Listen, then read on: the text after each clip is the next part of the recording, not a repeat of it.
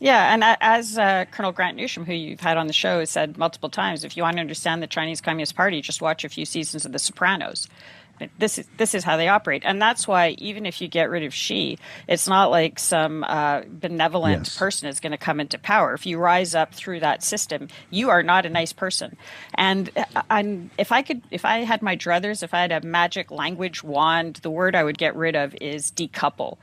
We were never in a couple with the Chinese economy. It was always fundamentally parasitic. If it benefited the Chinese, they would come in and they would, like a parasite, latch on and suck out intellectual property, capital, manufacturing, and weaken the host, which is us, right? And there's a very specific parasite, the castrator barnacle, which latches on to crabs and gets into the bloodstream and gets so much control it can remote control it and castrate it in the process. It's a very visual image, but it's very much what the Chinese economic engagement into the United States and other major Western economies was designed to do, to weaken it, remote control it, make it impotent, and suck out everything that it needed to survive while weakening the host.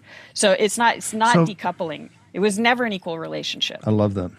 If you have this parasitic relationship, what is the ivermectin? What do we have out there that we can give a jolt of and actually start to kill the parasite? It goes back to what you were saying before, which is these are criminal organizations. And so if you actually use transparency, accountability, rule of law, and you go after that criminal element, you can weaken it in a substantial way. The Chinese will come in with a commercial front. So they'll say, it's just chips. We just want some trade. There's always this strategic underpinning to it. But then there's a bribery component. Who have they paid off to advance the agenda of getting those chips? The chips that they need for their strategic advantage for their military, but which they're saying is just commercial. You go after, of those three, the weakest element is the criminal component. You have to go after them. You have to start throwing people in jail. You have to start. I mean, when I see the interview with Jensen, I long for Cold War 1.0, when you could have Rocky punch a Soviet in the face in a movie and everybody would cheer.